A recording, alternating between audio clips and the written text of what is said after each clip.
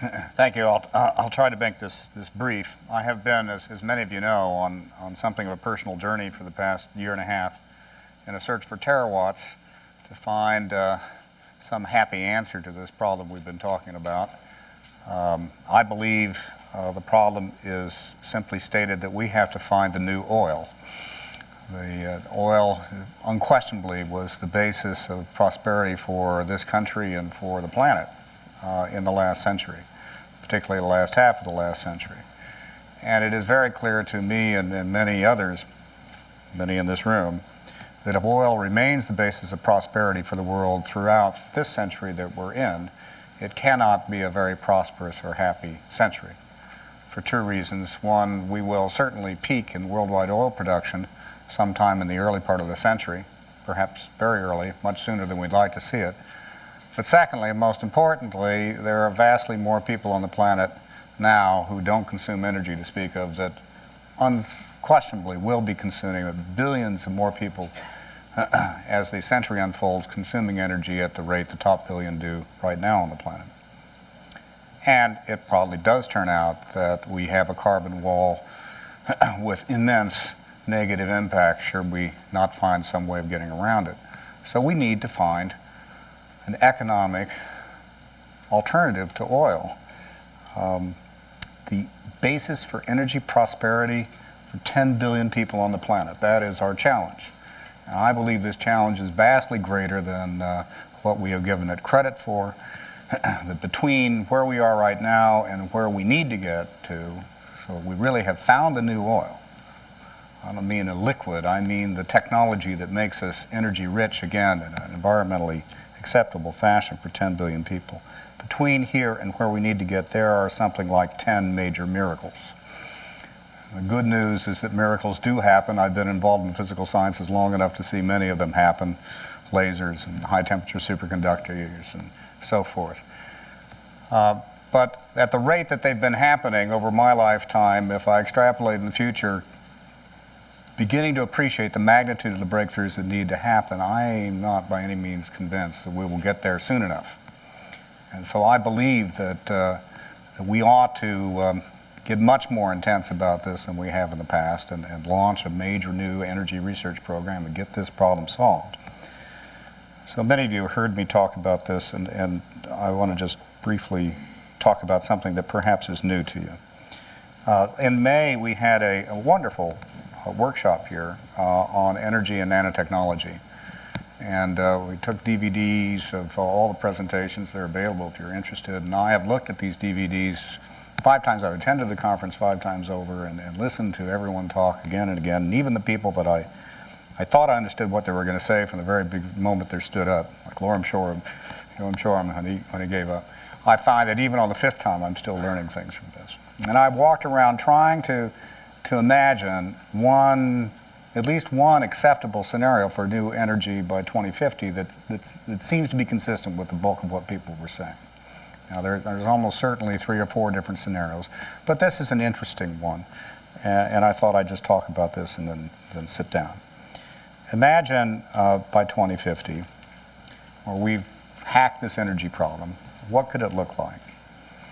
Well, when we left oil as our prime energy driver on the planet, not only did we leave the best, cheapest primary energy source, this great gift from Mother Nature, but we also left behind the best possible way of transporting energy over continental and transoceanic distances.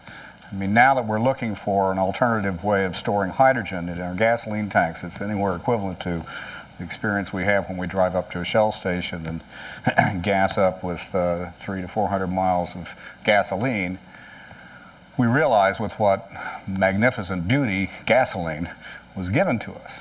About 100 years ago, we found it, or the predecessors, the unrefined predecessors of it, self-propelled coming out of the ground. We got crazy rich on that. Now, you try to find some way of storing hydrogen that's competitive to that. There just isn't any. And when we go to get energy, primary energy from the Middle East or somewhere else and bring it across the oceans to the United States, the actual cost of doing that is really quite small. But when we leave oil, we've lost that. And so we're going to have a future where we're going to be bringing liquefied natural gas across the oceans. That's not nearly as efficient, and it's going to be terribly much worse when we try to bring hydrogen across the oceans. So how do we transport energy over long distances? Well, I'm imagining this scenario that the dominant way we transport energy over long distances is as energy. We don't cart it around in mass and reconvert it, but as energy, so electrical energy. And so if you had one word in this scenario to describe the new oil, it wouldn't be oil, it would be electricity. It wouldn't be hydrogen, it would be electricity. That is the key thing that makes things work. And so imagine for North America, for example, a continental grid, all Canada and the US and down into Mexico and down to Panama, electrical energy grid, which connects on the order of 100 million local sites. And the one characteristic that's most interesting in this scenario about those local sites is that at every site there is local storage. So not only when we left oil, did we leave the great primary energy source, we left the best way of transporting from here to there, we also left one of the best ways of storing energy. And the biggest single problem with electricity is storing it. And if we are to try to find a way of storing electrical energy on a vast scale, as we generate energy in gigawatt power plants and so forth, there's only a few options that you could imagine on that large scale for energy storage. But if you imagine attacking the energy storage problem locally, at the scale of a house or a small business, there must be many more technologies that are accessible there. I would rather fight the battle of energy storage locally than on huge scales. And it's fascinating what the impact of this is. If every one of those 100 million of local sites has their own local storage, which they locally have decided for their own particular sociological, economic, or whatever stupid reasons to use a particular technology to give them an hour of buffer or a day of buffer or 5 days of buffer, however long they decided to do it. Now the energy system starts to make a lot more sense because now the electrical grid can afford to be fairly erratic. The local sites determine just over what period of time they want to be buffered. To think of it as an uninterruptible power supply. And increasingly, the primary energy producers that put electrical power on the web can just simply dump the power onto the web at the cheapest possible rates, and locally, the local storage buys it off the web when it's cheapest, which of course is when it's most abundant. And no longer do you have to have a system as we have currently in the US, where we have almost, not quite, but almost twice the generating capacity than we use on average, because we have to follow the peaks and the lows. And perhaps most interesting about this is this local storage aspect about this system means that it will be very efficiently innovated continually by free markets, by technological innovation, because when locally a decision is made, well, we made a really bad mistake when we bought that energy storage technology from Sears. There's a much better one from GE these days. They'll agonize over it a bit, but after a couple of years, it wasn't the huge life-changing decision. It's a little mistake, and after a while, they sell off their old unit, or they can't find somebody to buy it. They just trash it, and they bring a new unit in. It's a small thing, but 100 million times small things gets to be very big. So this allows the electrical energy grid to transform itself with a time period of a couple years rather than time periods of decades, and gives you a tremendously robust source. Well, it's fun to talk about this, but what technology could give you that local storage? You can't buy it right now from Sears. What technologies would be necessary? Well, herein is some of the miracles of the sort that I'm saying that we need, and I'll talk about them in a moment. Just providing the local storage doesn't completely solve the problem, because you have a primary energy demand here that's going to have to come from new sources. I need one other key technology, and that is I need to be able to transform the efficiency of transporting electrical power over 1,000-mile distances, over continental distances. So instead of taking 100 megawatts over 1,000 miles, I need to take 100 gigawatts over 1,000 miles and do it cheaply so that I can afford to sell power at a couple pennies per kilowatt hour 2,000 miles away, paying for the entire infrastructure all along the way. If we had an answer to doing that, then things start to make sense. There's a fascinating, wonderful aspect about this. I've seen this next to the last point here. The mass primary power input to the grid from high voltage DC transmission lines can come from existing plants. So this is an energy system where you don't have to imagine, okay, we tear everything down we've got right now and build a completely separate grid. You can start putting this in place right now and have all existing plants providing power to the grid.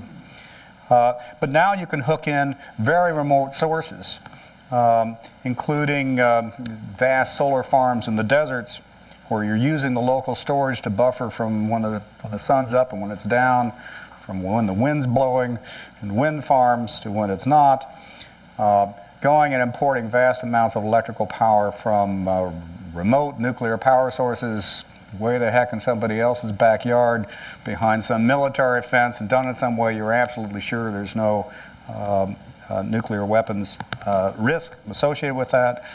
From clean coal plants, wherever we've found a place of putting them where we really think that we can stick the CO2 away and not have it come back at greater than 0.1% leakage per year. From remote hydro way up in northern British Columbia, stranded gas, waves, hydro, vast resources from far distance away brought into the grid.